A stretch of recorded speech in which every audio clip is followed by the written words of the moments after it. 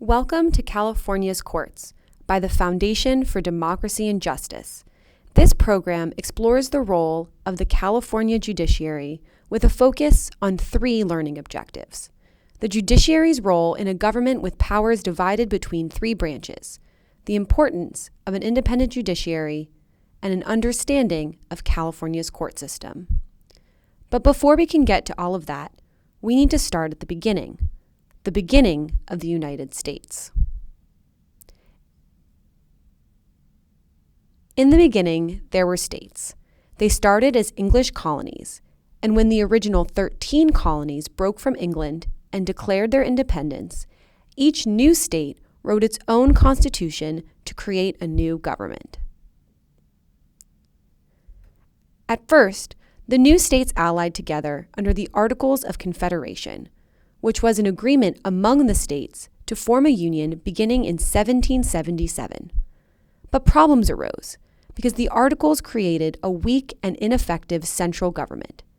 It lacked a president and a judiciary, and it had no tax base to pay the debts from the Revolutionary War.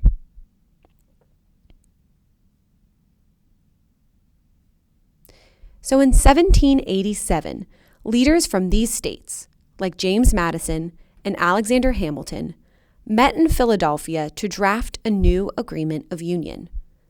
Many of the delegates to that convention had drafted the constitutions of their states, and they used that experience in designing a new government that improved on the Articles.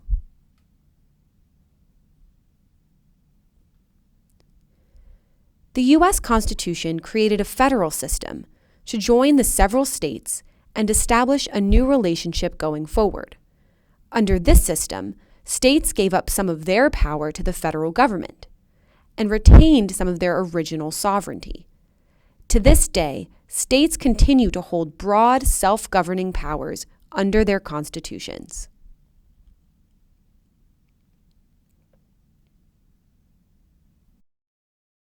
Because the states are restricted in some ways by the federal constitution, it is useful to examine the federal system first. And knowing what the 1787 delegates had in mind is important to understanding the federal constitution. First, the delegates' experience with colonial English government, where power was unified under the king with no independent judiciary. The Articles were a radical departure from having a king, allowing states to retain almost complete power. Second, the first U.S. system of government under the Articles of Confederation, with its weak central government. The weakness of the Articles government resulted in unresolved disputes between the states, which all had equal power.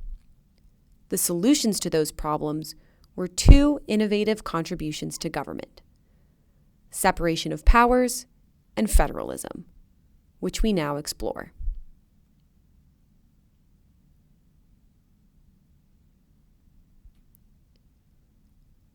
First, let's look at federalism.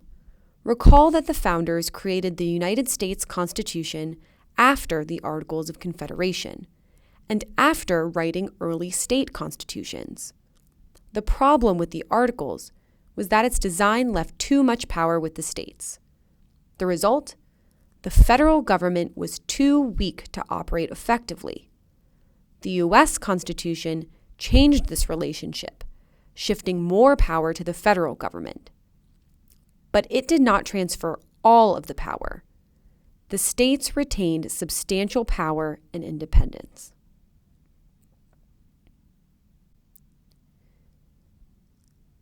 The U.S. Constitution divided the federal government's power into three branches.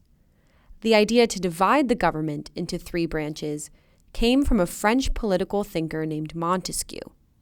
He wrote that tyranny resulted from concentrating power in one body and was the first to propose dividing the three basic functions of government: creating law, interpreting law, and executing law.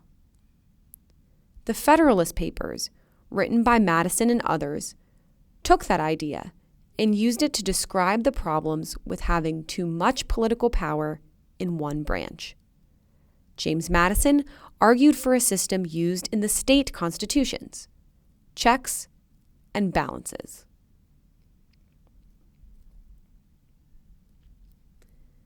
The legislative branch creates and enacts laws. Laws are written to address issues that affect people in the community. Members of the legislative branch are supposed to represent the interests of their constituents. That's you, by writing and voting on laws that match their interests. In theory, all voters have a say in legislation by electing their representatives.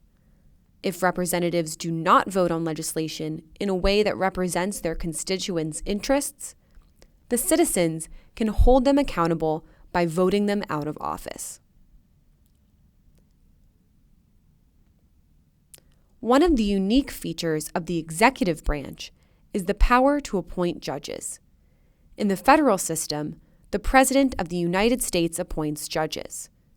But this power is limited, because the Senate must confirm these judges before they take the bench. In California, the governor has the ultimate power to appoint judges without legislative approval. The judiciary also plays a unique role in the government. The judicial branch interacts with the legislative branch and the executive branch in a process guided by the separation of powers principle. As you will recall, this means that each branch of government has a particularized role. By performing that role, each branch influences the other.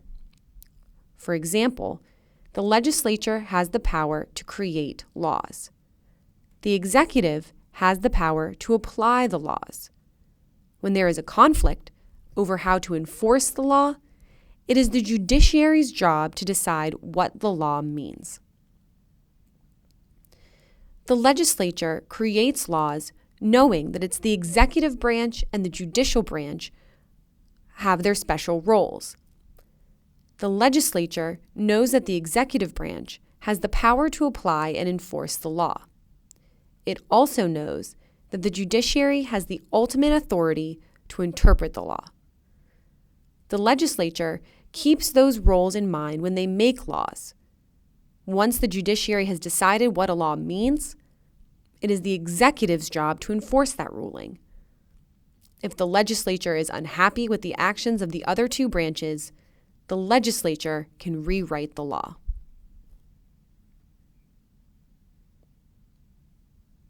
Now we are going to take a closer look at the judiciary's responsibilities.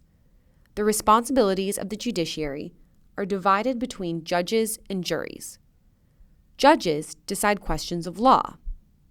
Juries decide questions of fact. But what is a question of law and a question of fact?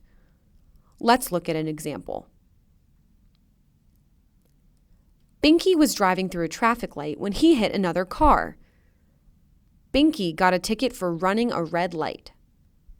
Binky took his ticket to court. He wants to prove that the light was green, not red. At trial, the question of law is whether it is illegal to drive through a red light. The question of fact is whether the light was red when Binky drove through the intersection.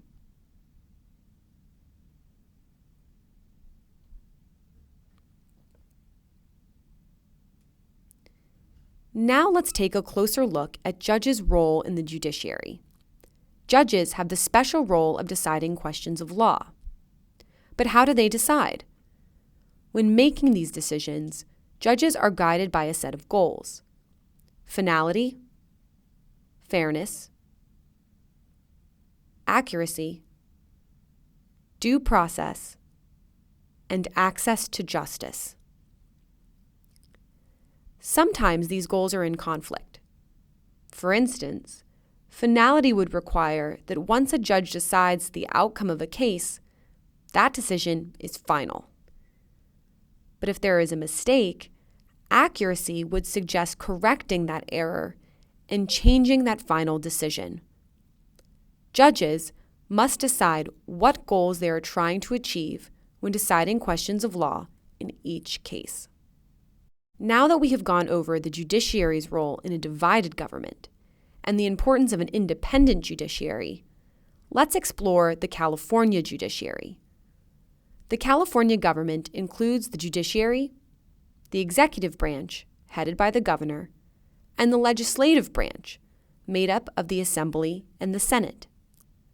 The California judiciary is a separate and equal branch of government, and its head is the Chief Justice of California. The California judiciary is one of the largest court systems in the world. As we discussed earlier, the nation's founders wanted judges to be independent and free of political pressure. But that is in the federal government. In California, the balance between political independence and accountability is different. Unlike the federal government, where judges are appointed for life and voters have no say, Californians have the special power to elect and retain judges. Judges hear two basic types of cases, criminal and civil. A criminal case is brought by the people of the state when a law with criminal penalties is broken. Someone is robbed, for example. California and the other states have lots of criminal laws. There are few federal criminal laws because federal laws are generally limited to policing conflicts between the states. So most crimes are state law violations, and most prosecutions are state cases. The second type of case is called a civil case. Civil cases generally deal with money and property. Unlike criminal laws, there are more federal laws that deal with civil disputes. This is so because widespread business often impacts multiple states. But the states play a big role too. State civil laws and lawsuits far outnumber federal civil law.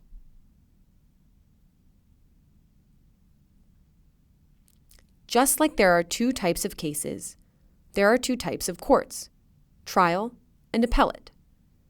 In California, the trial court is called the Superior Court. There is one Superior Court for each county in the state of California. The job of the Superior Court is to find the facts and apply the law. Remember Binky's red light ticket? Juries decide questions of fact, like whether the light was red, and judges apply the law.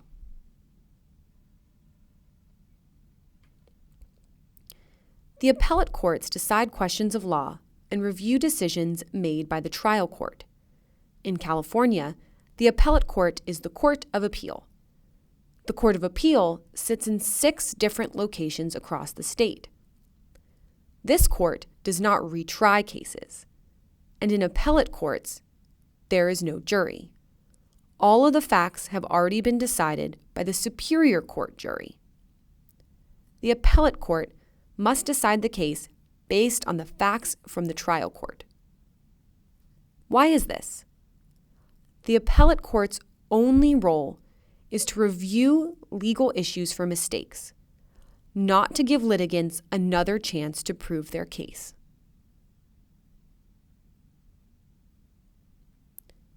The highest court in California is the Supreme Court of California.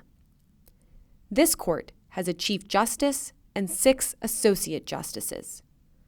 The justices are appointed using a unique selection and retention process. First, the governor appoints a candidate for the Supreme Court. Then that candidate goes through a screening process where a commission on judicial appointments confirms that the candidate is qualified. Once that process is complete, the governor appoints the justice to the court. But that isn't the end, because the voters have a say. The next time there is a governor's election, after a justice is appointed, the people vote on whether to retain that justice for a 12-year term. This means that you have a say on who sits in the highest court in the state. Now that we know how justices get appointed to the California Supreme Court, let's explore how cases get there. The California Constitution says that certain cases go directly from a jury trial to the Supreme Court, skipping the Court of Appeal. The California Constitution gives the court original jurisdiction over certain issues because they are very important, like death penalty cases. Capital cases get this special treatment because of the seriousness of the decision.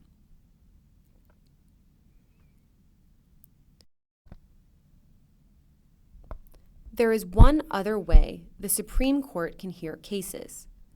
The Supreme Court also has the ability to hear cases through a process called discretionary review. This means that the court can choose to hear a case after the Court of Appeal decides it. The Supreme Court grants review in cases that address legal issues that are important to the whole state. These cases usually involve an important question of law or cases where the appellate courts disagree on how to resolve an issue. But why should the courts have discretion? Why shouldn't these cases also go straight to the Supreme Court like capital cases? Think about this. Imagine that the appellate court that sits in District 1 decides a legal issue that no other appeals court has decided before. The Supreme Court of California isn't entirely convinced that the decision was correct. The Supreme Court of California may decide that it is better to let other appellate courts decide the matter and see what happens. It's possible that the practical consequences of the first decision aren't as bad as one might think. And sometimes it is best to see how things play out. Depending on the outcome, discretionary review allows the Supreme Court of California to step in when they think it's necessary. This allows appellate courts some breathing room to work out the details. In some ways, this process works like federalism. Just as states are laboratories for democracy, appellate courts are laboratories for justice.